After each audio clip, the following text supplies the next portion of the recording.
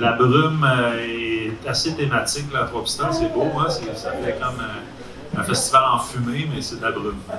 Donc, sans plus tarder, Jean-Sébastien Fallu, merci beaucoup d'être là. C'est fort apprécié.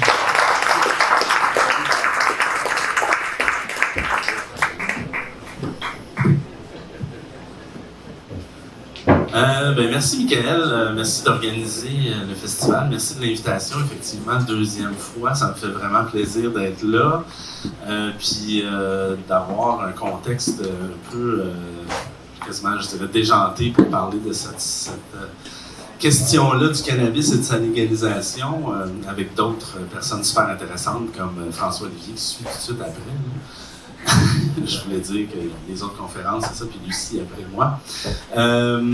Bon, j'y vais. Fait que légalisation du cannabis et après, je commence par une déclaration de conflit d'intérêts qui n'en est pas nécessairement un, mais en tout cas, ça dépend des perspectives, mais moi, j'aime la transparence. J'ai fait un petit contrat de consultant pour Exo. Je suis allé voir ce qui se passait avec les produits comestibles aux États-Unis.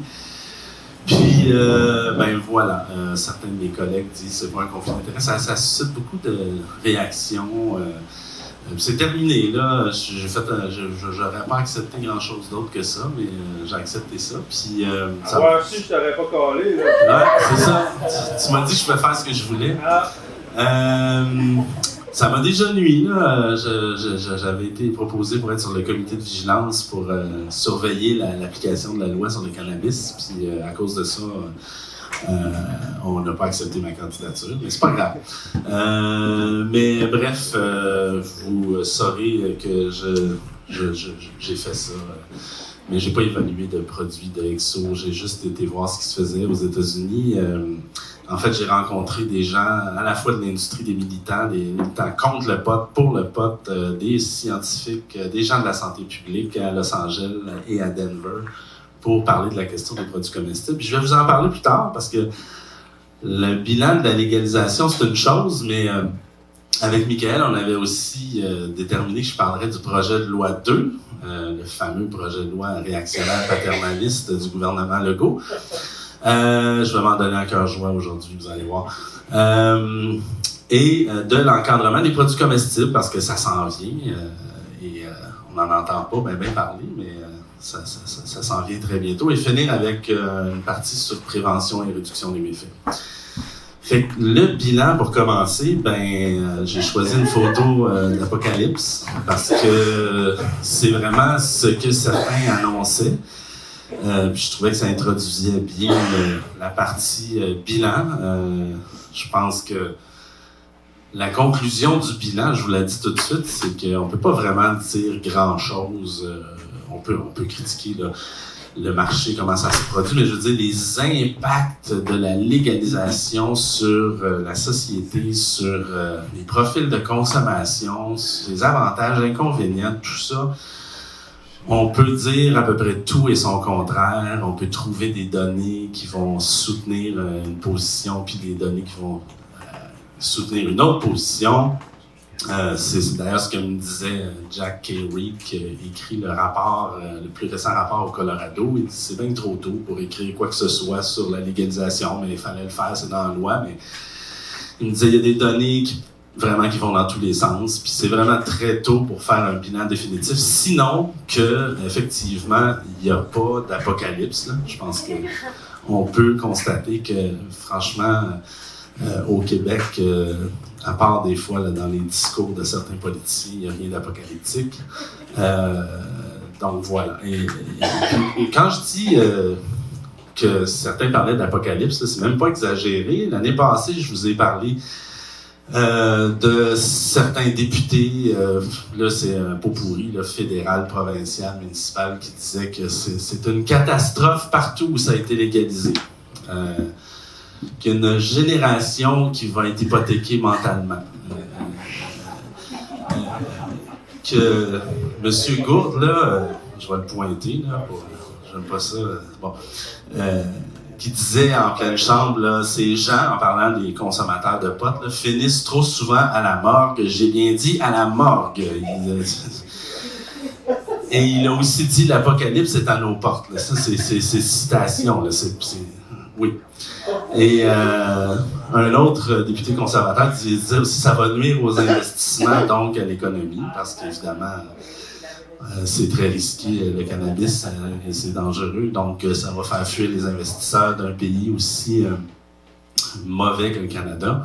Et voilà. Bon, puis avec, vous vous souvenez aussi de la ministre Charlebois qui parlait des enfants qui mangeraient la fleur de pot par accident, là, sous forme alcaloïde, ça n'a aucun impact, mais elle croyait que tout le monde serait gelé par accident, puis bref, tout le monde disait qu'on serait bien inquiet. Mais dans les faits, c'est ça, il n'y a pas eu d'apocalypse. Mais qu'est-ce qu'on peut dire? Avant de dire ce qu'on peut dire, j'en ai parlé un peu dans le passé, mais on n'en parle jamais assez, surtout dans le cas du cannabis. Puis là, je me calme, je me contrôle pour pas m'emporter, parce que je suis juste plus capable d'entendre des scientifiques, des professionnels, puis évidemment des chroniqueurs, moi, si on s'y attend, là, parler du cannabis et de ses effets, puis de la légalisation et de ses effets de manière totalement causale, sans prendre en considération les énormes limites aux études pour tirer quelques conclusions causales que ce soit, et d'autres limites aussi, mais celle qui vraiment est la plus souvent bafouée, là, c'est la question de la différence entre causalité et corrélation.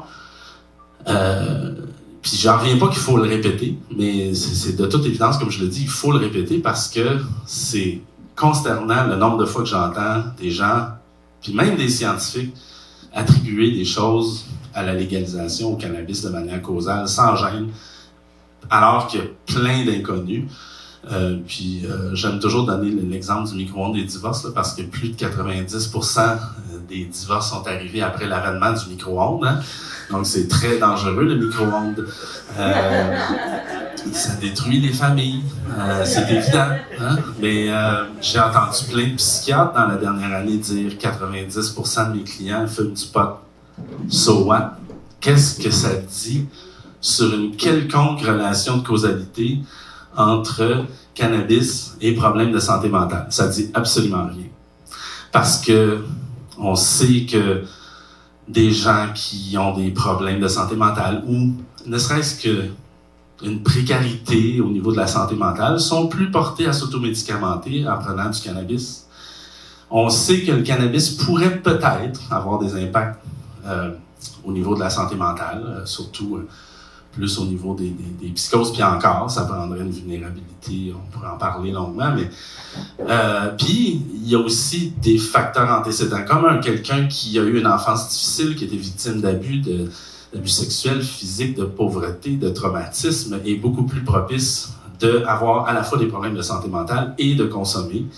Donc tout ça est possible, tout ça peut coexister, et donc de dire 90% de ma clientèle fume du pot, ça nous dit absolument rien sur une quelconque relation causale.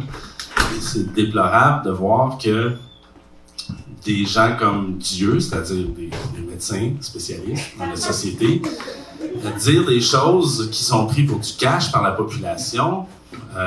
Et quand on arrive, et quand je dis on, là, c'est par exemple moi, là, Ticoun, qui a un doctorat, hein, je me fais dire, mais comment tu peux contredire Dieu? Laissez-moi expliquer que c'est ça, un docteur, ça n'a pas nécessairement de doctorat, puis un doctorant, ça n'a pas nécessairement le droit de s'appeler docteur, mais en tout cas, c'est assez déplorable parce qu'effectivement, ces gens-là ont une crédibilité incroyable et leurs paroles sont prises pour du cash, et beaucoup de gens dans la population pensent qu'effectivement, dès qu'on fume un joint, on a commencé la destruction de notre cerveau.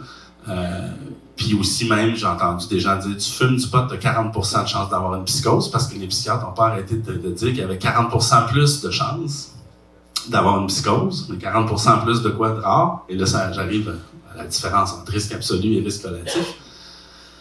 C'est pas 40% de chance d'avoir une psychose. Risque relatif versus risque absolu, ça aussi, c'est pas nécessairement une limite, mais c'est quelque chose qui est extrêmement important à prendre en considération quand on parle des impacts de quoi que ce soit, notamment les risques associés au cannabis. Parce que quand on dit 4 fois plus de chances de whatever, faut toujours savoir les chances de quoi. Parce que si c'est quelque chose de très probable, 4 fois plus, ça devient extrêmement probable. Mais si c'est quelque chose de très rare, mais 10 fois plus, comme des billets de 6,49, tu sais, si t'en achètes 10, t'as 10 fois plus de chances de gagner, mais t'as crissement aucune chance de gagner pareil, parce que c'est une chance sur 14 millions ou 10 chances sur 14 millions, c'est zéro. Tu sais, c'est... Ça, là, il y a malheureusement même des scientifiques qui comprennent pas ça, puis qui nous font peur, puis qui nous parlent dans les médias, puis t'as 3 fois plus de chances d'avoir tel problème si tu fumes du pot. OK, mais il faut toujours mettre ça en perspective. Puis évidemment, le pot, c'est la trame narrative là, de ma présentation. On ne traite pas de cette question-là de manière objective. Parce que quand on parle d'alcool, Éduc-Alcool a fait un excellent travail l'an dernier avec un document qui nous présentait les risques absolus et relatifs pour chaque type de cancer associé à l'alcool et pour chaque type de consommation. Donc, 1 par jour, 2 par jour, 3 par jour, 4 par jour, 5 par jour. Tel type de cancer, gorge, bouche, etc., cerveau. Et pour chacun, on voyait la probabilité d'avoir ce cancer-là. Donc, pas juste le risque 3 fois plus, mais, parce qu'on a même vu l'an passé, dans l'ANSET, des scientifiques nous montrer qu'une seule consommation d'alcool par jour n'était pas sans risque et recommander évidemment l'abstinence, hein, parce que évidemment, on ne veut pas prendre de risques dans la vie, mais vivre, c'est risqué, puis bref. Mais quand on regarde le risque d'une consommation par jour par rapport à 0, ben ça montait le risque d'à peu près de 1 chance sur 100 000 d'avoir une maladie à 3 sur 100 000. Tu sais, c'est correct. Prenons notre décision, mais ça pour le cannabis, on le fait pas. Et on fait peur, particulièrement avec les psychoses, alors qu'on estime à peu près à 1 chance sur 20 000 d'avoir une psychose. Mais les gens pensent que tu as à peu près 1 chance sur 2 d'en avoir une si tu fumes du pot. Il y a plein d'autres limites aux études. Je ne veux pas rentrer dans les détails, mais je suis tanné aussi de voir l'absence de distinction entre les risques, la probabilité, de voir des phrases comme « les consommateurs de pot auront des problèmes cognitifs ». C'est jamais tout le monde. Et les consommateurs de pot, ça laisse entendre que tout le monde va avoir des problèmes, alors que ça peut être une minorité, même si on voit une différence avec des gens qui en fument pas, puis encore là, il y a plein de limites, là. Puis bon, évidemment, le cannabis, qu'est-ce que c'est? THC, CBD, etc.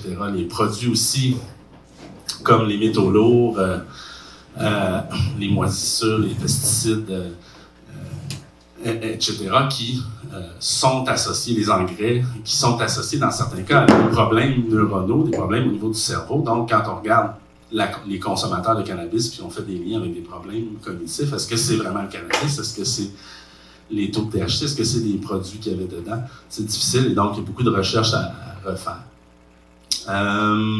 Puisque il n'est pas efficace quand on cesse de le consommer.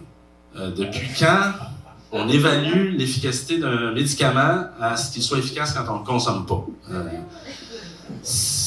Mais on voit le double standard total. C'est fascinant comment... J'en parle avec des collègues médecins qui font des ateliers avec des médecins sur les perceptions face aux maladies, le diabète. Ça, le diabète, tu peux manger mal, on va te médicamenter, puis c'est pas grave. Ça, aller jusqu'à la mort. Exactement.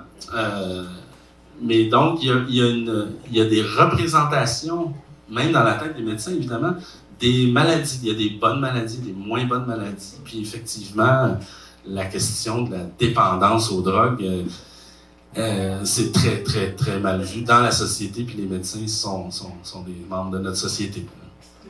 Ils ne sont pas épargnés. Puis moi, je les épargne pas non plus. Pas tous. Faut pas mettre tout le monde dans le même panier. Tout ce que je dis, c'est en général.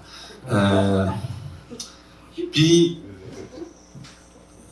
autre drogue, je voulais juste dire rapidement que je m'éterniserai pas sur ça, mais il y a quand même eu un effet légalisation combiné à la crise des opioïdes.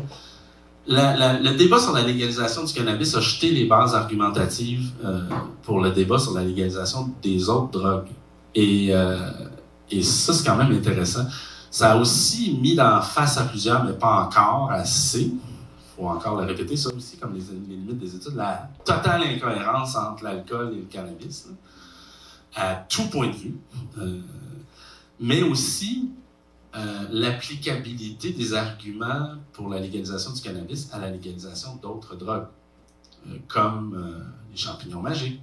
Puis d'ailleurs, un mouvement lent mais sûr vers des changements législatifs, et c'est déjà le cas à Denver, à Auckland. On a décriminalisé, même à Auckland, décriminalisé les plantes psychédéliques, donc ayahuasca, ibogaine et champignons magiques. Mais bref, ce que je voulais dire ici, c'est que le débat continue autour d'autres substances. Oui, François-Olivier. C'est juste pour ça que les champignons, c'est pas les plantes.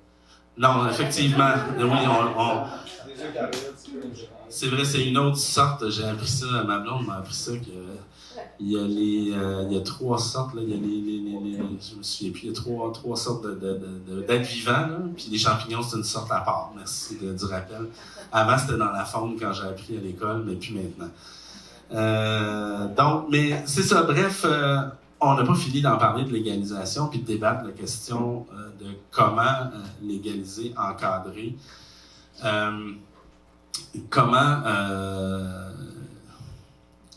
comment encadrer d'une manière qui ne soit pas trop paternaliste, qui ne soit pas finalement trop stricte, qui ne respecte pas les libertés individuelles, qui fasse en sorte finalement qu'on soit dans un cadre qui ne soit pas vraiment de légalisation, mais un contrôle accru versus une commercialisation à outrance. Qu'est-ce qu'on va faire? Comment encadrer? Puis il y a une organisation canadienne qui s'est affairée, parce que nos politiciens disent toujours « Oui, ça ne marche pas la prohibition, mais on ne sait pas quoi faire. » Il n'y a pas de modèle disponible. Bien là, il y a une organisation, la Coalition des politiques sur les drogues là, au Canada, qui propose maintenant des modèles d'encadrement de toutes les drogues pour que les politiciens cessent de dire qu'il n'y a pas de modèle.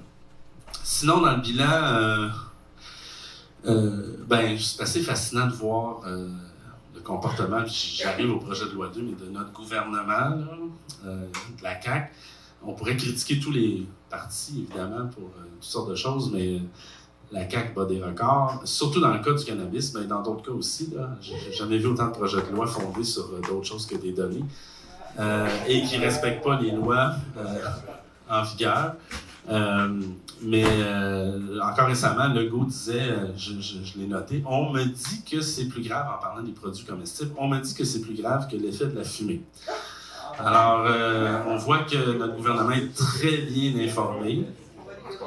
Et je sais à peu près qui, c'est sûr qu'il y a plusieurs personnes, mais qui informe de près le gouvernement Legault sur le cannabis, c'est l'Association des médecins psychiatres en particulier.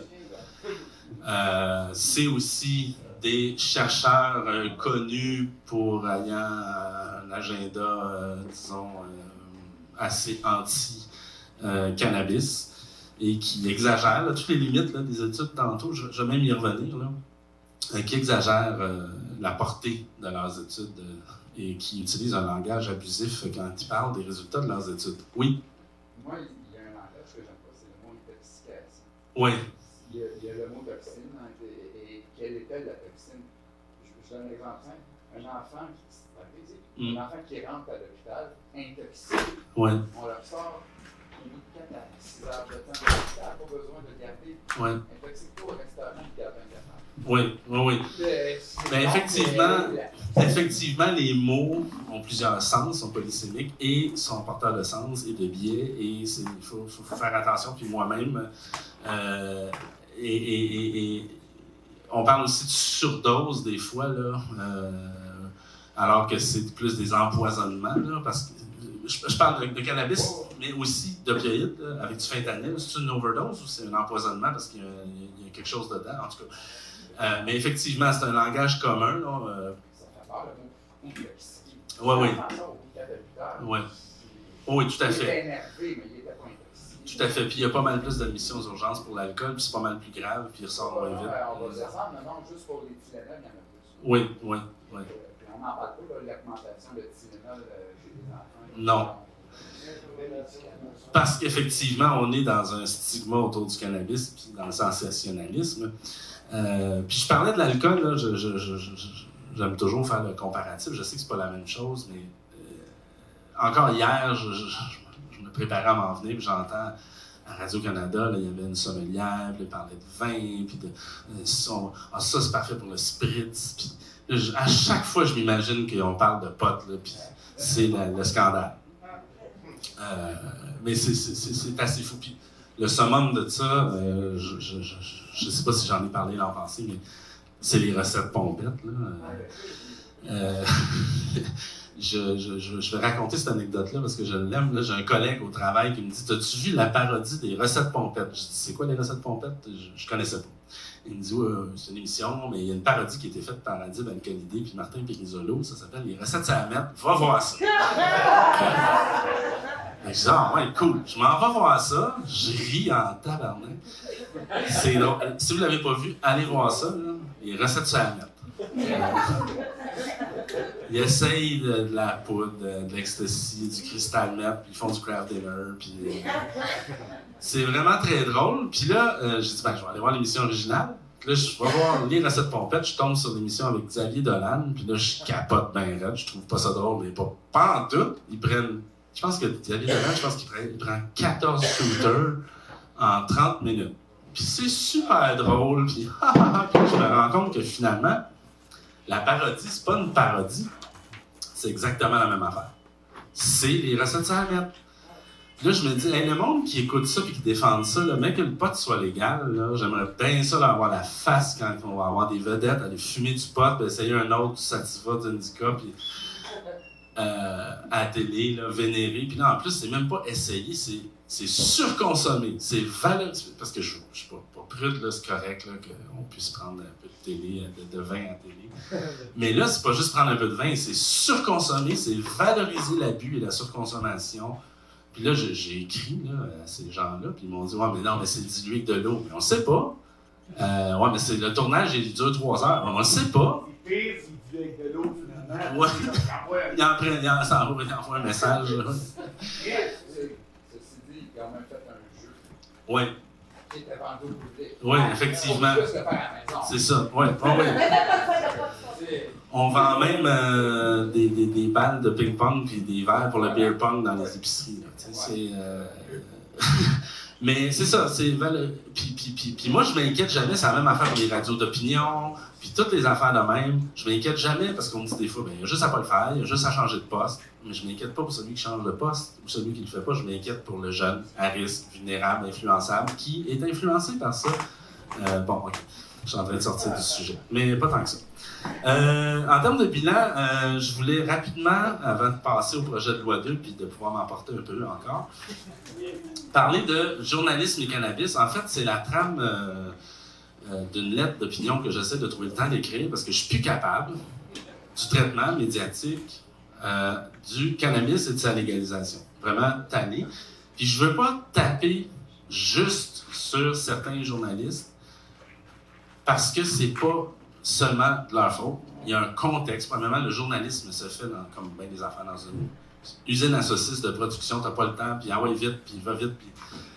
Donc, le système lui-même. Et aussi les universités et les universitaires qui sont aussi dans une usine à saucisses. Les universités elles-mêmes sont dans une marchandisation de l'éducation, qui font juste essayer de vendre le plus possible leur recherche de leurs chercheurs, quitte à mettre des titres choc qui sont pas du tout exacts. Puis là, qu'est-ce que tu veux, le Journal de Montréal, quand il voit le titre choc à l'Université de Montréal, lui, il s'en gêne pas après. Puis des scientifiques qui, parfois, vont plus loin que ce que les données et la recherche disaient, comme je le disais tantôt.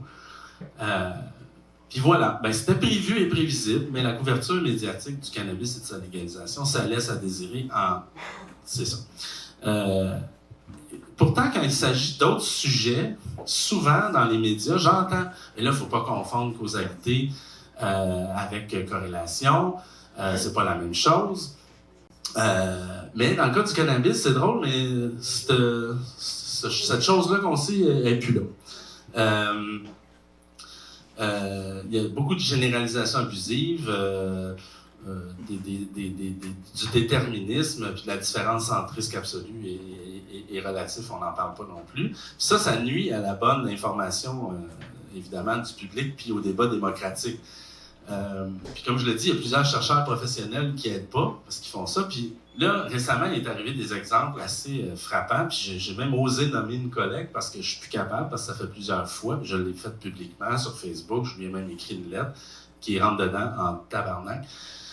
Il y a des collègues qui m'ont dit fais attention, ça peut. Moi, je m'en fous, là, quand ça dépasse l'honnêteté intellectuelle, moi, je ne tolère pas ça. Parce que Madame Gobi, je vais le dire, je vais la nommer, il y a 1 an de ça, j'étais dans un colloque, puis elle présentait des données cannabis-dépression, puis elle attribuait des cas de dépression au cannabis.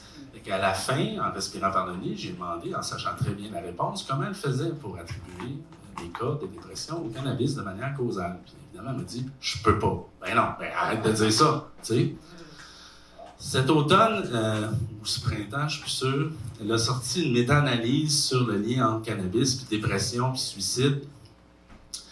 Beaucoup de limites à ces études-là. Puis elle, dans un communiqué, puis dans ses entrevues, notamment avec un journaliste qui m'a interviewé sur le même sujet, ainsi que d'autres collègues, elle disait encore la même chose. Des cas de dépression causés par le cannabis, des suicides causés par le cannabis.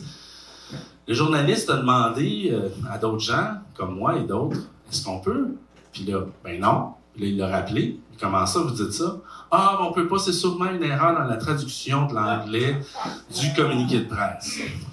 2e fois. Et là, le summum, il y avait le congrès de l'ACFAS à Gatineau récemment, et elle présentait cette méta-analyse-là, puis elle a attribué, en fait, elle a dit, selon la journaliste, après ça, on a débattu, puis elle a dit, j'ai pas vraiment exactement dit ça, que la journaliste l'a enlevé de l'article, mais c'est sorti comme ça. Si plus aucun adolescent, aucun jeune consommait de cannabis au Canada, il y aurait 16 000 tentatives de suicide de moins par année. Donc, encore une fois, attribué de manière causale le cannabis comme étant la cause des 16 000 tentatives de suicide au Canada. Fait que là, je me suis tanné, puis j'ai écrit, puis mettant la journaliste en copie conforme, ça a fini par faire en sorte que c'est dépatouillé pour dire que c'était pas vraiment exactement ça qu'elle avait dit, fait que la journaliste l'a enlevé. Mais il y a eu d'autres cas récemment, en fait, dans la même semaine, vous l'avez peut-être vu passer, un article qui disait qu'une seule dose de cannabis pourrait nuire au développement cognitif des ados. Et c'était le titre de l'article. Une seule dose de cannabis pourrait nuire au développement cognitif des ados. Fait que là, moi, je me dis, à quoi? Attends une minute, là, j'ai manqué quelque chose. Je m'en vais voir l'article. Puis dans l'article même, on voit que c'est pas ça du tout, parce que la chercheure se fait poser la question par le journaliste. Elle a étudié des liens entre consommer beaucoup puis les risques au niveau cognitif. Là, il dit, est-ce qu'une seule dose pourrait nuire au développement cognitif? Et elle répond, on ne le sait pas, notre étude n'a pas mesuré ça, mais il n'est pas impossible que ça puisse être le cas. OK. Il n'est pas impossible que ça puisse être le cas, mais c'est pas ça l'étude. Puis là, on parle de l'étude, puis on dit qu'une seule dose pourrait. Alors, j'ai perdu une demi-journée à me plaindre et à contacter la presse canadienne pour leur mettre en pleine face que ça n'avait pas d'allure, puis ils ont fini par changer, mais le mal était fait. Puis là, le titre maintenant du même article, c'est « Le cannabis semble nuire au développement cognitif des ados », ce qui est quand même un peu abusif, mais bon. Bref, j'en ai parlé aussi l'autre exemple des empoisonnements aux produits comestibles. Le ministre Carman fait écho à ces... Ah oui, le ministre Carman, il relaye ça constamment, puis moi, ben, je le check, puis j'arrête pas de contredire. Lui, c'est un écho au Parlement, c'est un écho qui donne crédit à ces thèses-là. Ah, tout à fait. Une réduction du cerveau, de la masse cérébrale, tout à fait. Dans la consommation d'enfants précoces. Et qui fait fumer du pot à ces enfants, sérieusement? C'est complètement ridicule de prétendre ça. Ah, tout à fait. Le ministre Carman, je pense, lui-même abuse de tout ça. Je ne sais pas dans quelle mesure il ne connaît pas les limites des études ou quoi. Là, je ne veux pas y prêter de mauvaises intentions, en tout cas pas trop, mais c'est sûr qu'il y a un rôle à jouer au gouvernement. Là. Ce gouvernement-là a assez bafoué des promesses électorales que je pense qu'il s'est fait dire tu tiens le morceau, mon gars. En tout cas, bref. Mais mon point, avant de parler du projet de loi 2, c'est que le sujet du cannabis, puis c'est ça que j'ai dit au journaliste, parce que le journaliste qui a écrit le truc de la presse canadienne avec le titre qui n'avait pas d'allure, il m'a dit « Ah, t'as raison, j'ai fait ça vite. On est habitué avec des formules, j'ai fait un copy-paste, ces patrons ne devaient pas être contents, parce qu'il y a une rétractation de la presse canadienne que tous les médias reprennent, là, en tout cas. Et c'est ça que j'ai dit, monsieur, je vais quand même me permettre une remarque. Et je lui ai dit ça. Le sujet du cannabis, là, c'est un sujet sensible et controversé, qui est plein de biais, là, qui mérite la plus haute rigueur intellectuelle et attention particulière pour s'assurer de demeurer dans la nuance, l'objectivité, la modération et surtout, c'est ça, la rigueur scientifique. Faut toujours faire ça, là, mais pour le cas du cannabis, là, en ce moment, dans notre société, tout le monde là, devrait vraiment accorder la plus grande importance à être nuancé et objectif. Projet de loi 2, que j'ai résumé par paternalisme, c'est ça les images. J'aime bien le chat ici qui dit « I'm sorry, I didn't realize that you're an expert of my life, my own life, and how I should live it. Please continue while I take notes. » Donc, ce projet de loi-là, qui s'appelle la loi resserrant l'encadrement du cannabis, vise essentiellement 4-5 grandes choses. Là. Je vais résumer ça à 4. D'abord, augmenter l'âge d'accès, tout le monde le sait, à 21 ans, pour acheter, posséder du cannabis puis rentrer dans une SQDC. Mais, évidemment, puis on sait pourquoi, là, c'est pour protéger le cerveau de nos jeunes, là, mais bon. D'une part, quand on parle de développement du cerveau, c'est aussi le cas des autres substances, puis même davantage pour l'alcool, je vais y revenir. Il y a aussi une question d'avoir une cohérence entre les produits. Le ministre Carman, en chambre, en commission parlementaire, où d'ailleurs je ne suis pas allé parce que je suis rendu personnel non grata pour la CAQ, je les ai trop critiqués avant, pendant et après les élections.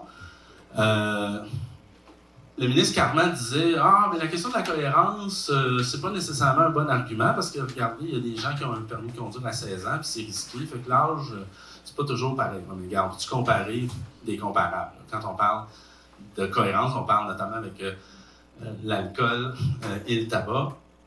Et donc, qu'il y ait une cohérence entre les produits, c'est essentiel. Et avoir des âges différents aussi, ça envoie un message de perception de substance qui est plus sécuritaire que d'autres. Et d'ailleurs, c'est ce que Christian Valence disait hier, pour ceux qui étaient là. Ça dit aux jeunes, finalement, va consommer de l'alcool. Parce que l'alcool, c'est à 18 ans, le pot, c'est à 21. Fait que, bref, commence par un produit plus dangereux. Hein? L'alcool.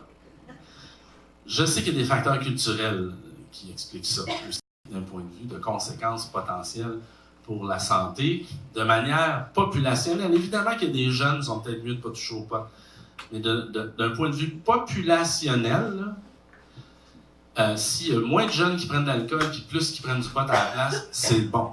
C'est un plus. Il risque d'avoir moins de conséquences sanitaires pour ces jeunes-là et pour donc la société.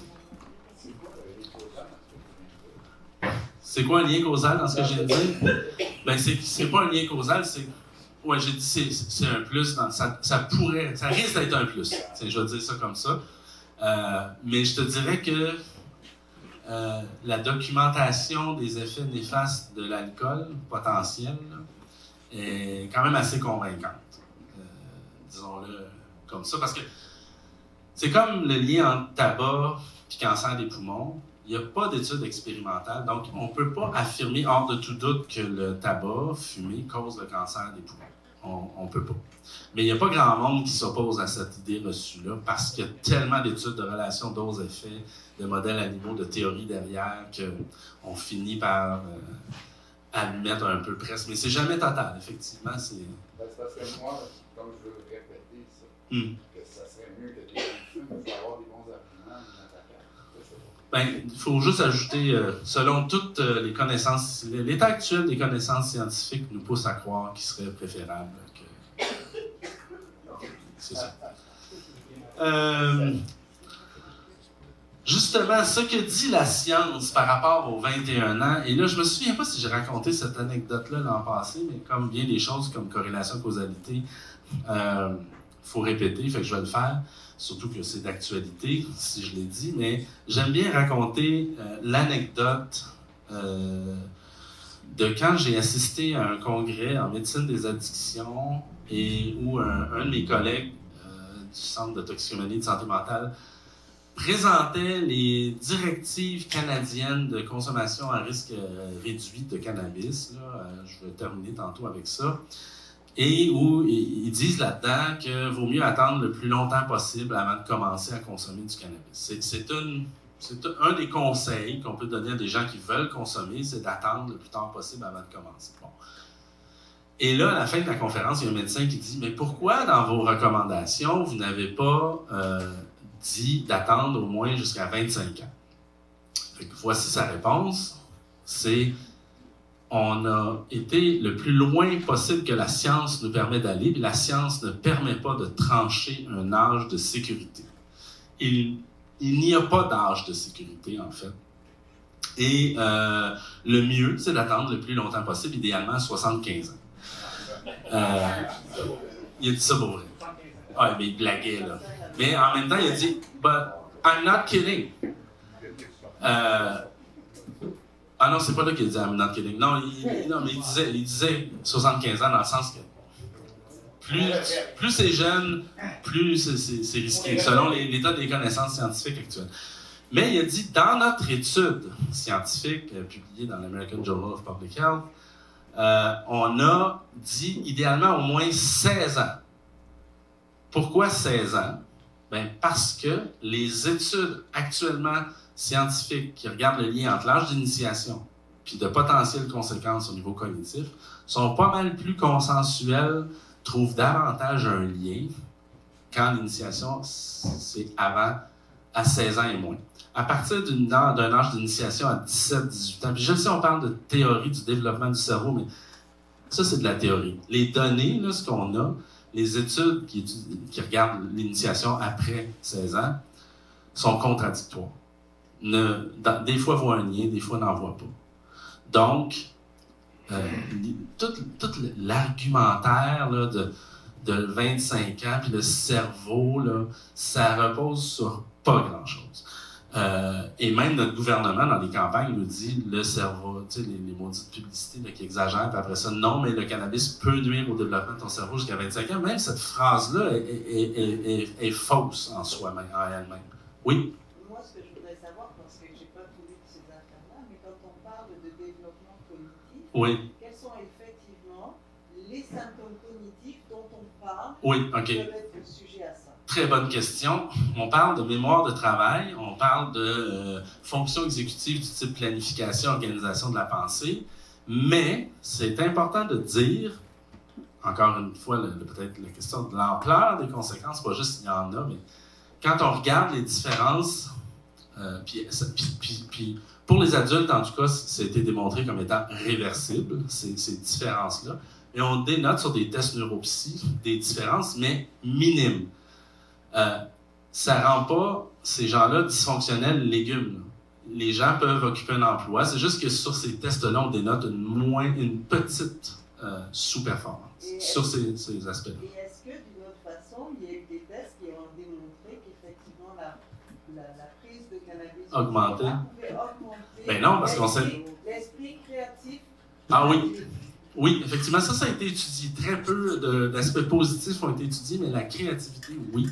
Et oui, ça semble effectivement, dans certaines études, ressortir pas toutes. Mais oui. Alors, moi, je dis cette test, je parle de ça de façon très individuelle, mais si je regarde mes enfants, moi j'ai des enfants qui sont adultes aujourd'hui, je ne savais pas qu'ils avaient consommé du cannabis quand je ne le savais pas. Hein. Et finalement, de me dire aujourd'hui qu'ils ont 25 ans, mais moi, maman, j'en ai pris quand j'avais 14 ans. Je regarde mes enfants et à aucun moment donné, je lui ai pensé. Et ils sont loin d'être cons. Ouais. Et même, j'ai mon dernier qui est plus jeune, qui a 20 ans, qui me dit maman, quand j'en prends, ça me calme tellement, je suis plus concentrée, c'est une plus courte durée. Mais par contre, ce qu'il apprend à ce moment-là, il est très fier de ce qu'il a fait comme travail. Donc, ça, c'est une expérience personnelle que mon enfant me dit. Mais c'est sûr, c'est pas écrit dans aucun article scientifique. Et c'est pour ça que je pose la question. Quand il parle des conséquences, aujourd'hui à une large étude. Non, puis on regarde très peu les effets positifs. C'est ce que je disais tantôt. Voilà. Ouais. On peut gagner une médaille olympique, semble-t-il, puis on se la fait enlever son prouve que oui. Mais est-ce que c'est à cause de ça qu'il a gagné? C'est ça. Parce que moi, je connais beaucoup de doctorants, de profs d'université qui ont fumé du pot en masse, puis effectivement, mais bon, ces études-là voient une petite différence, mais ils ne regardent pas les effets positifs, puis effectivement, en général, la science regarde une chose et oublie, dans tout ce qui est en prévention, j'en parle dans mes séminaires, par exemple, les devoirs à la maison, mais on regarde des impacts sur le rendement, mais ça, on regarde sur les conflits familiaux, puis le temps de qualité, puis peut-être qu'on tirerait d'autres conclusions, mais on ne regarde pas ça. Bref, c'est ça. Il dit ce que dit la science, c'est ça. Et il dit, si on voulait de toute façon recommander le cannabis à 25 ans, il faudrait le faire aussi pour l'alcool et aussi pour le hockey. Puis c'est là que les gens partent à rire. Puis il dit, I'm not kidding, il y a beaucoup de jeunes qui jouent au hockey. Puis là aussi, il y a des limites aux études, mais il y a peut-être des commotions cérébrales assez graves associées au contact au hockey. Bref, il y a plus de gens qui jouent au hockey. Bref, il mettait en perspective que ça ne tient pas même la route, cette 25 ans-là.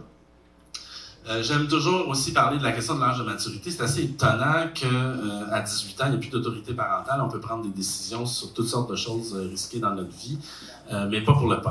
Hein? Tu peux faire n'importe quoi de risqué, de dangereux.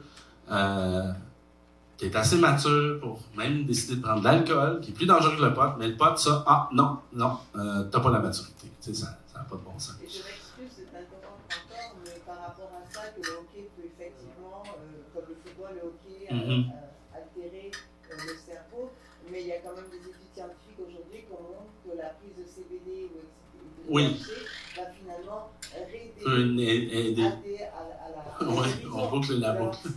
On s'entend qu'on est dans un... Oui, tout à fait.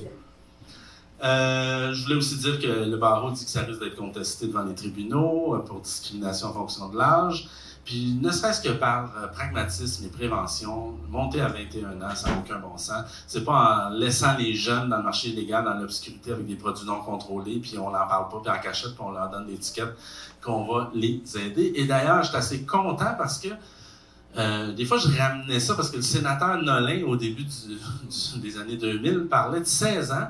Et personne ne parle de ça depuis quelques années, sauf depuis quelques temps, un qui est sorti de son bureau, qui est un éthicien, peut-être vous le connaissez, c'est Daniel Weinstock, qui, lui, plaide pour que ce soit 16 ans l'âge d'accès au cannabis, pour des raisons de réduction des méfaits, que les jeunes aient accès à du meilleur en tout cas, du cannabis contrôlé et surtout à la prévention, puis que ça ne soit pas fait dans la clandestinité.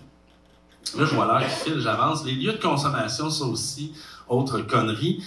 Le gouvernement Legault, avec le projet de loi 2, voulait effectivement interdire la consommation dans tous les lieux publics pour éviter de banaliser le geste de fumer. Mais tu manges du McDo, puis tu bois de la bière, puis n'importe quoi. Je veux dire, ça me fait rire, ça, banaliser le geste. Ça permet aussi d'en parler, puis de déstigmatiser quand on le voit aussi, puis d'arrêter de... Bon. Oui, bon, ça peut être banal. La fumée secondaire aussi, ça, c'est une vraie farce, là. Il y a du monde qui pense que s'il y a des gens qui fument à côté de toi dehors, tu vas être gelé. Tu vas être incommodé par la fumée secondaire. Ces deux choses-là sont pas du tout documentées, et même le contraire est documenté pas mal. Et ça a toutes sortes d'effets pervers d'interdire la consommation dans les lieux publics. Je pourrais parler de ça longuement, mais ça oblige les gens à retourner fumer chez eux, dans leur maison, s'encrasser les poumons, les enfants.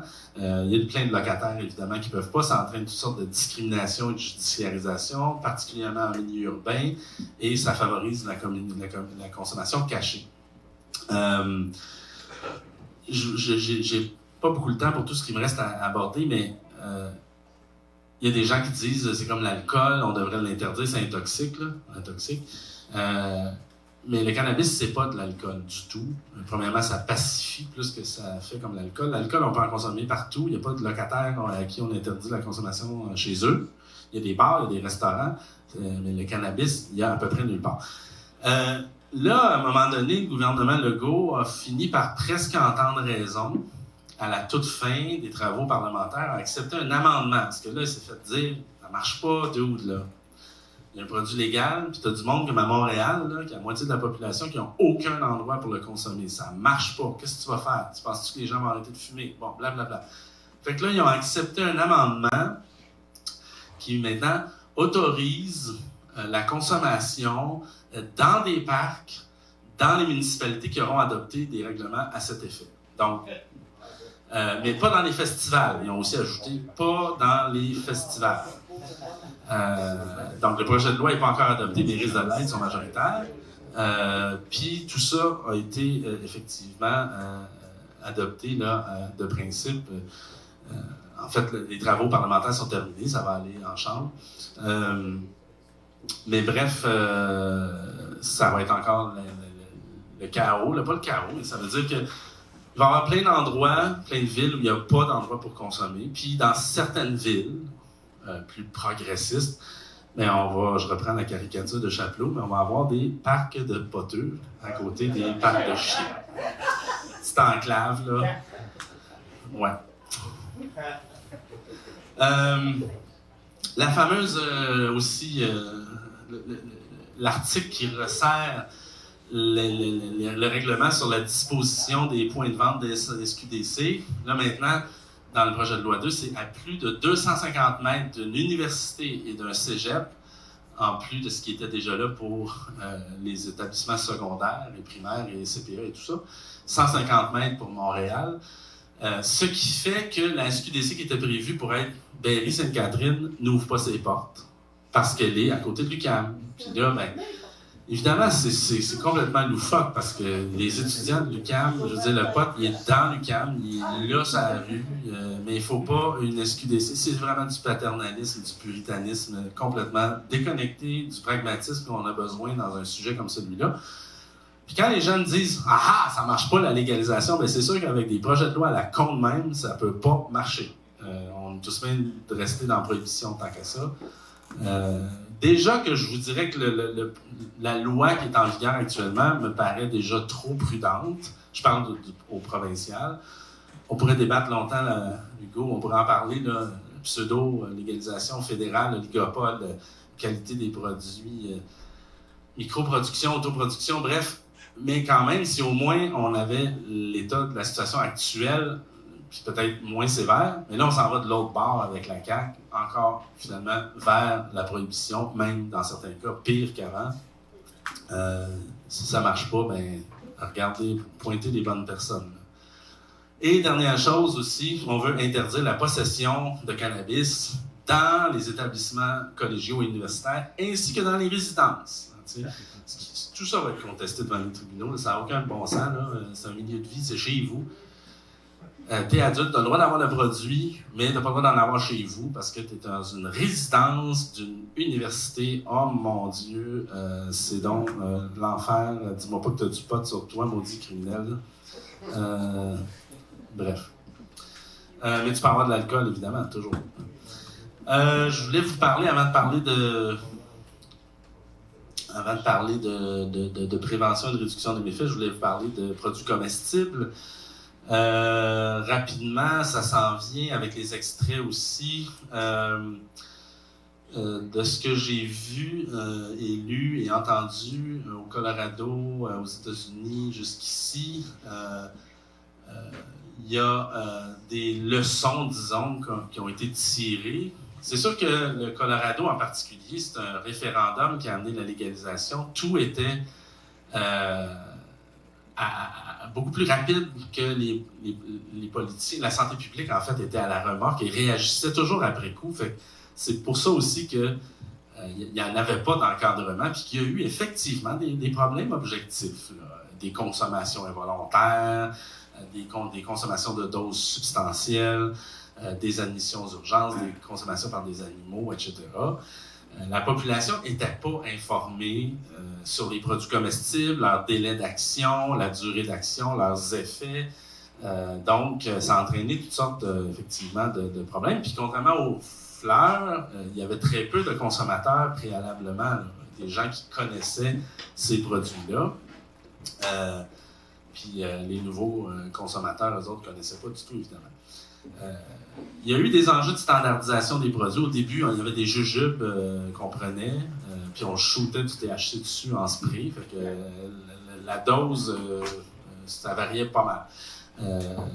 Il n'y a pas eu aussi de campagne d'éducation, comme j'ai dit, de signes distinctifs, parce qu'un morceau de chocolat au pot et un morceau de chocolat pas au pot, ça paraît pas. Après ça, il y a eu des règles de dosage maximal de THC. Dans certains endroits, c'était 5 mg, dans d'autres 10 par dose. Et par exemple, à Denver, Colorado, c'est 100 mg par portion. Là, je parle du cannabis non médical. Tout ça a créé une situation propice à des cas de consommation involontaire. Puis la quantité totale de THC par emballage est risquée pour la surconsommation. C'est une leçon qu'ils ont tirée involontaire des enfants et animaux, mais la quantité totale par portion individuelle, c'est plus risqué pour celle des adultes. Comme je l'ai dit tantôt, même s'il est difficile de déterminer pourquoi les appels au centre antipoison ont augmenté, c'est peut-être la déstigmatisation. On a aussi noté plus d'admissions aux urgences des touristes par rapport à avant. Évidemment, il y a plus de gens qui allaient là pour consommer. Mais c'est intéressant de se rappeler que les admissions aux urgences sont demeurées faibles, 5 fois moins élevées en comparaison aux admissions aux urgences dues à la consommation d'alcool. Puis aussi, une façon d'éviter que l'État développe, c'est ce que les économistes en particulier suggéraient, d'éviter que l'État développe un intérêt, voire une dépendance aux revenus, c'est de s'assurer, puis c'est ça qui n'est pas nécessairement facile à faire à long terme, que les produits, que les revenus en provenance de ce marché-là soient exclusivement utilisés pour encadrer le cannabis au sens large. Sens large, c'est-à-dire prévention, recherche, traitement, réduction des méfaits, services de réadaptation, puis encadrement, application des règles, là, même si on ne veut pas trop qu'il y ait d'argent là-dedans, mais c'est un minimum. D'autres leçons, là, c'est qu'il est préférable de travailler en collaboration. Si tout le monde travaille de son bord, ça ne marche pas. Les encadrements trop disparates, ça favorise le marché illégal. Les produits de faible ou de mauvaise qualité ne survivent pas dans le marché. Préférable de retarder l'entrée de produits dans le marché que de le laisser rentrer, puis après ça, de l'encadrer ensuite, puis que là, tout le monde est perdant là-dedans, même l'industrie, parce que là, il faut qu'il s'adapte à de nouvelles règles. La popularité est un peu exagérée, mais ça a pris un peu tout le monde par surprise. Puis les tests en laboratoire, on parle beaucoup de tester. C'est bien beau, mais pour l'instant, ce que on m'a dit, c'est que les tests sont extrêmement variables. Un laboratoire trouve tel taux de THC, un autre trouve tel autre, et c'est pas du tout standardisé. Puis c'est comme tout, il faut mettre les ressources là-dedans si on veut que ça soit utile. Puis malheureusement, c'est quelque chose qui nous guette ici d'avoir pas assez de ressources au niveau de la vérification de la qualité des produits, puisque un des avantages de la légalisation potentielle ne s'avère pas. En gros, il y a plusieurs recommandations. Le gouvernement fédéral ici a sorti un projet de règlement. Là, moi, à travers mes discussions avec les gens là-bas, ce que j'ai proposé à EXO, là, c'est d'abord que le dosage doit être différent pour le cannabis médical et non médical. Au niveau non médical, c'est une recommandation qui est difficile d'appuyer. Je pourrais en parler longtemps sur des données, mais j'ai opté pour 5 mg par portion de THC, évidemment sans avoir des enjeux d'emballage. Là, actuellement, c'est 10 mg que Santé Canada propose. À 5 mg, il y a 72% des gens qui ressentent l'effet. Il y a des risques d'en surconsommer trop quand c'est trop faible, mais quand c'est 10, les gens se disent pas je vais le couper en deux, ils en prennent un, puis des fois c'est déjà trop. Fait que, bref. Ça, il n'était pas content de ma recommandation d'ailleurs. 100 mg au total, c'est ça au Colorado. Là, ici, c'est assez étonnant. Là, le gouvernement propose 10 mg au total dans un emballage, là, ce qui n'a aucun bon sens. Là, ça va encore faire du suremballage. Donc, on pourrait acheter un biscuit de 10 mg ou 10 biscuits de 1 mg dans un paquet. Mais pas 10 biscuits de 10 mg.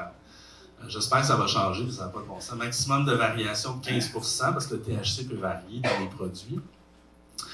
Au niveau de l'étiquetage en emballage, ben, d'avoir un symbole universel, que chaque portion soit marquée d'une feuille de cannabis. Au Colorado, c'était un losange THC, mais c'est surtout pour aviser les enfants, là, ou même des gens qui connaissent pas le cannabis.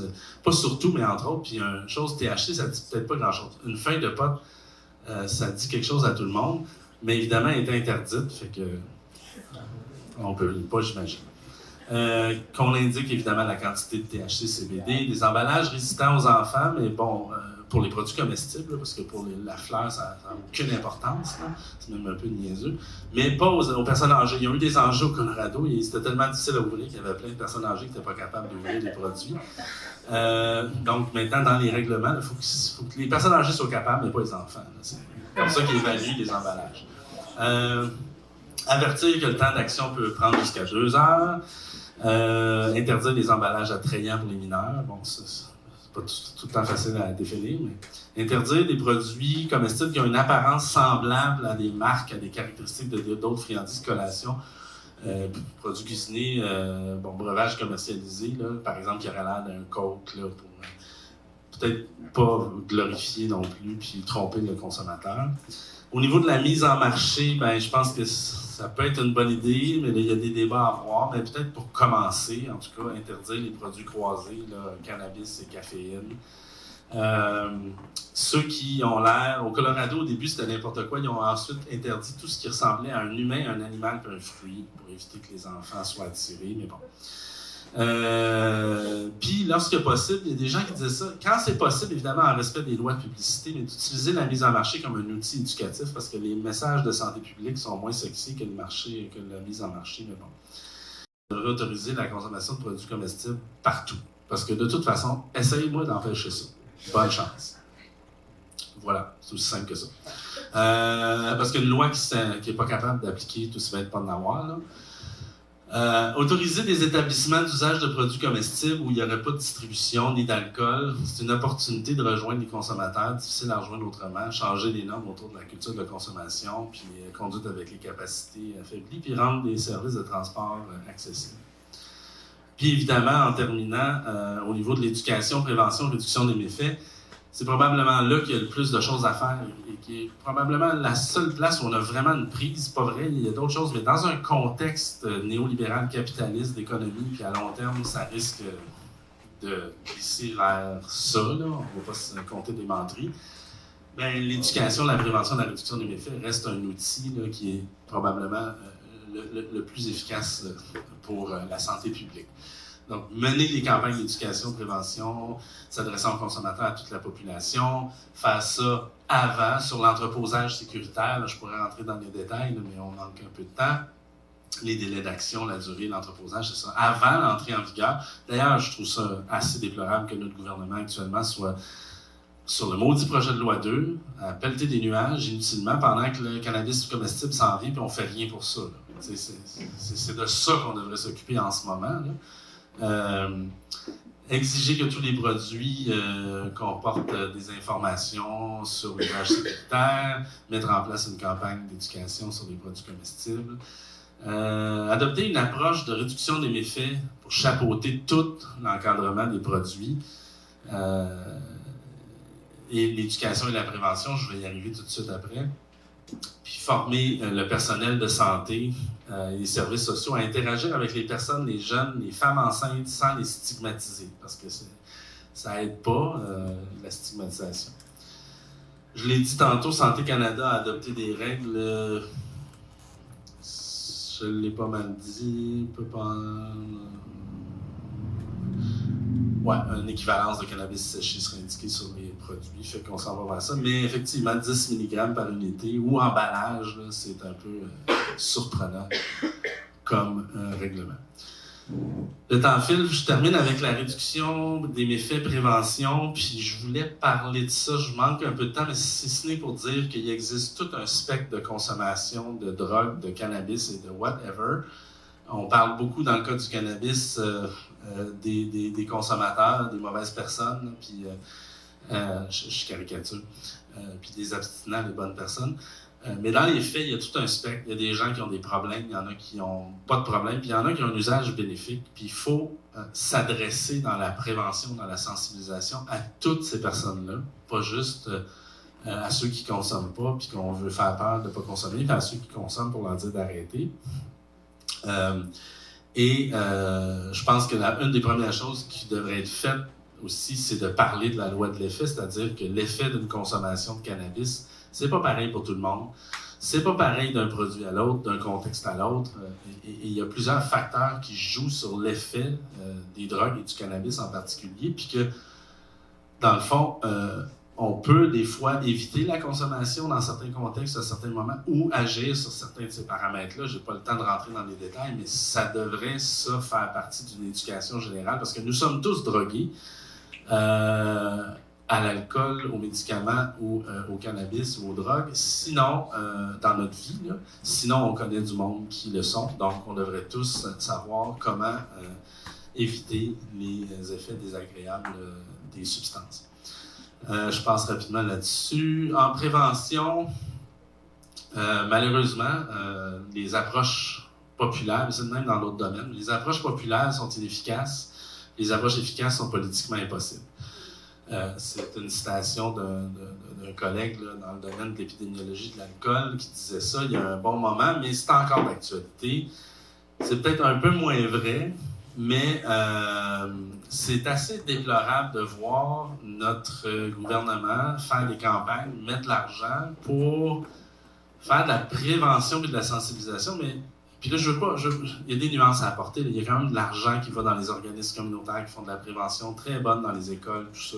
Mais quand on regarde les campagnes de sensibilisation, de prévention, notamment à la télé, dans les transports en commun, etc., ça ne repose pas sur des connaissances scientifiques. Ce n'est que des campagnes de marketing, de gouvernement qui veut dire dans son bilan électoral, on a fait de la prévention, et on vise essentiellement à rassurer la population, rassurer les parents, en ne parlant que des aspects négatifs, pratiquement, du cannabis, et en faisant un peu peur, en ayant des slogans qui disent « fais-les pas », plutôt que d'avoir une approche nuancée comme dans tous les autres domaines, et de laisser les gens avoir un esprit critique. Et pourtant, on le sait scientifiquement que faire peur, exagérer, créer de l'anxiété, parler juste des risques, fonder l'intervention sur l'idéologie, la morale, le jugement, tout ça, puis parler des risques à très long terme, là, comme le cancer, à des jeunes, tout ça, c'est au mieux inefficace et au pire nuisible. Mais on continue, puis là, j'ai des exemples qui datent, là, puis qui viennent des États-Unis, mais il y en a qui viennent du Québec. Il y en a plein d'exemples, là, puis c'est un peu moins pire que ça maintenant, là, mais Harper nous faisait un cerveau qui fume. Ça, c'est cuire des bébés dans le four, c'est pas normal, mais sur le pot, ça l'est. Ça, c'est aux États-Unis, j'avais bien aimé ça. Là, c'est fume pas de pot, fait du parkour. T'sais, saute d'un building à l'autre, marche sur une rampe au-dessus d'un pont. Ça, c'est cool. Mais il passe dans la vidéo à côté de jeunes drogués, là, pothead, là, puis c'est comme, ça c'est une mauvaise personne, puis on le stigmatise. Là, j'adore ce genre de publicité-là. Ça c'était Harper aussi, vous vous en souvenez peut-être, il prend un joint dans un party, puis il finit à s'injecter du cristal meth dans sa chambre. Ça c'est quand même quelque chose qui est assez récent, c'est la Fondation Jean Lapointe, pas la Maison Jean Lapointe, mais avec le jeune qui disait non à une première offre de potes. Puis là, en plus, ça disait c'est comme ça la première fois, c'est pas le même pantoute, un gars carotté qui t'offre un joint roulé là, dans un Ziploc. Puis là, après ça, il s'en va jouer au beer pong. Hey, bravo la Fondation Jean Lapointe. Seigneur, en tout cas. Bref, je vais avancer. Mais encore aujourd'hui, là, une campagne qu'on a vue, c'est le même discours que quand moi j'étais jeune. Là. L'alcool et les autres drogues, pas besoin de ça, nous autres. Ça, c'était dans ce temps-là. Maintenant, c'est... en plus, il y avait une émission, Le Chalet, là, où après, tout le monde fume du pot dans l'émission. C'est un peu bizarre. Mais là, ils disent pas besoin de pot pour avoir du fun. T'sais, ça marche pas, ce discours-là, de pas besoin de drogue. Moi, quand j'étais adolescent, puis on me disait pas besoin de drogue pour avoir du pot, je me disais, ben non, on peut en avoir. On peut en avoir fun. Pas besoin de pot pour avoir du fun. Ben non, mais on peut avoir du fun pareil avec. Ça marche pas. T'sais, ce qu'il faut plus dire, c'est si t'es pas capable d'avoir de fun sans pot, jamais, ben il y a peut-être lieu de te poser des questions. Tu sais, ce genre de discours-là. Mais essentiellement, ce qu'il faut faire, puis que notre gouvernement veut pas faire, puis là, on a vu aussi la dernière campagne, là, les cheveux qui sortent par les oreilles, la langue, puis tout. Puis le ministère de la Santé m'a appelé pour me consulter là-dessus, mais après que le concept soit développé. Ils me mettent ça, là, je dis « Qu'est-ce que t'en penses? » Je dis « c'est sûr que l'idée de parler des mythes, puis de dire « ça fait pas ça », puis de rectifier des mythes, en soi, c'est intéressant. Mais parle des vrais mythes, pas des cheveux. Il y a personne qui pense ça, puis en plus, les gens, ils retiennent juste ça, ils retiennent pas le message après, puis en plus, le message après, des fois, il n'est pas vrai, mais bon. Mais je leur ai dit, pourquoi vous ne faites pas juste dire la vérité? Tu sais, genre, le cannabis, ça peut être le fun. C'est pas pour rien qu'il y a des gens qui en consomment. Mais ça peut aussi comporter des risques, puis ça semble être plus risqué quand tu es plus jeune. C'est pour ça qu'on met ça à 18 ans, fait que attends le plus possible. Mais si tu décides quand même de consommer, ben voici notre site web qui va te donner des conseils pour réduire les risques pour ta santé. Tu sais, on peut-tu juste faire ça? Ben non, on peut pas. Politiquement, là, ça passe pas, surtout pas avec la CAQ. Et on n'est pas encore rendu là avec le cannabis. J'ai hâte de voir quand est-ce qu'on va l'être. Bref. Je termine en disant que, parce que je vois l'heure qui file, dans le fond, c'est quand même un effet intéressant de la légalisation. On parle comme jamais de réduction des méfaits. Demain, d'ailleurs, Alexandre Dugrip va vous parler du GRIP et de réduction des méfaits. Je voulais quand même aborder la question sous l'angle là, du cannabis rapidement en disant la réduction des méfaits, dans le fond, c'est quoi? C'est une approche qui est complémentaire à réduire les facteurs qui font en sorte que les gens ont besoin de consommer pour s'automédicamenter parce qu'ils vivent dans un contexte peut-être pas favorable. Bref. Mais la réduction des méfaits, ça vient compléter ces approches-là pour dire, il y a des gens qui consomment, puis d'abord et avant tout, assurons-nous de réduire les conséquences négatives de la consommation avant de penser à réduire l'usage. Parce qu'un abstinent mort, je ne suis pas sûr que c'est un objectif atteint. Donc, c'est une approche qui vise essentiellement à diminuer les conséquences négatives plutôt que d'éliminer l'usage. Tout le monde connaît un exemple que tout le monde accepte parce que c'est pour l'alcool, c'est Nez Rouge. Nez Rouge se fout bien raide de votre consommation d'alcool. Il veut juste réduire les risques associés à un casier judiciaire, conduite en état d'ébriété. À la limite, Nez Rouge favorise la consommation d'alcool parce que vous savez que vous êtes accompagné, fait qu'on peut en prendre plus. C'est ça la réduction des méfaits. Il y a deux grands principes derrière. Pragmatisme, qui dit que l'usage des drogues est là pour rester, même si l'ONU veut éliminer l'usage des drogues de la planète Terre pour 2019. On y est presque. C'est d'un ridicule absolu. L'usage des drogues est là pour rester. Et oui, c'est en rupture avec l'idéalisme d'une société sans drogue, d'une propagande, d'une pression d'abstinence. Et ça fait appel à de la tolérance, à une hiérarchisation des objectifs et à analyser les coûts et bénéfices. Mais oui, hiérarchiser les objectifs, commencer par quelque chose de réaliste, puis que la personne veut, c'est ça aussi, l'humanisme, qui est en rupture avec le paternalisme d'une propagande antidrogue, d'une répression, et qui dit que les usagers, les consommateurs, les amateurs sont des personnes dignes de respect, qui possèdent des droits et un pouvoir d'agir. Ça fait appel à un pluralisme raisonnable d'une société libre. Ça dit que ces gens-là ont des droits, comme toutes les autres. C'est écrit dans la L4S, là, on a droit aux meilleurs services sanitaires, de santé, sur les plans scientifiques, sociaux, etc. Donc, puis d'aller à la rencontre, tolérance et impliquer les gens dans les actions pour eux-mêmes, dans le fond.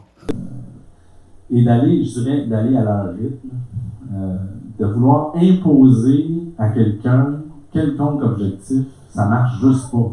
On peut pas. Il faut respecter là où la personne est. On n'est pas tous au même endroit au même moment. Il y en a qui sont pas prêts à changer, même si on a une consommation très problématique. Mais c'est correct, on peut les accompagner, pas juste leur faire la morale, hein? Puis leur dire, OK, c'est correct, mais regarde, voici ce que tu peux faire pour réduire les risques et les conséquences. Puis justement, c'est là-dessus que je termine. Ça, c'est ceux du Canada, de mon collègue tantôt, ça a été critiqué un peu, très prudent. On peut aller beaucoup plus loin que ça. Alexandre va vous en parler demain. La santé publique de Montréal a repris ça en focus group avec des consommateurs au tam-tam à Montréal et a ressorti 8 espèces de messages pour les gens qui veulent consommer. Choisir le bon moment, trouver les limites, choisir des produits de qualité, ménager les poumons, être respectueux des autres personnes, vaporiser si possible, y aller doucement avec les produits comestibles. Attention au mélange et planifier le retour à la maison. Donc, des choses, effectivement, qui vont plus loin que juste dire « consomme pas, c'est dangereux pour ta santé. » Bon, OK, si tu veux consommer, il y a des façons validées scientifiquement de réduire les chances de conséquences négatives. Et c'est l'approche qu'il faut avoir plus que jamais. Puis j'ai assez parlé, je me tais là-dessus. Merci.